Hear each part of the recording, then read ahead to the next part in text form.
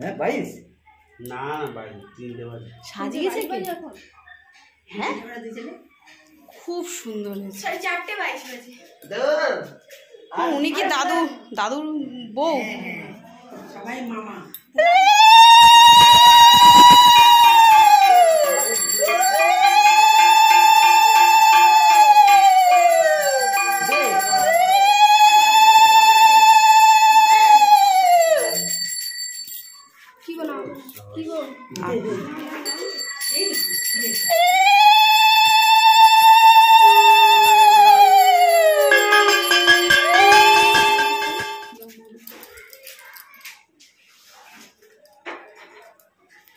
মাথা গরম করিস না, মাথা গরম আছে।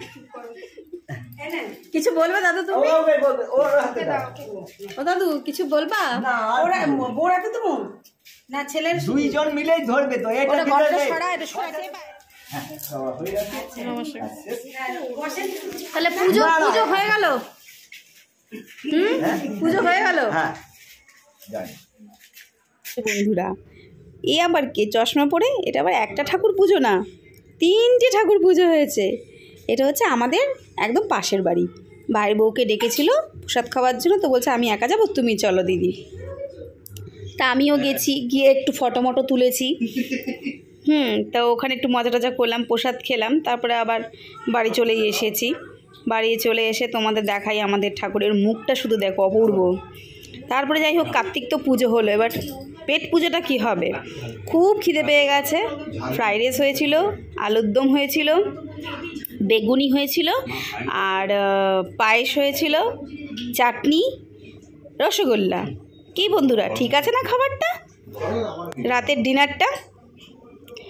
তারপরে ঘরে ঢুকে দেখি মেয়ে অলরেডি খেতে বসে গেছে। এবার খিদে পেয়েছে, মেয়ে বলছে মা তুমি খাবে আমার সাথে? তাই যাই হোক মেয়ের সাথে আবার একটু দুগাল খেলাম।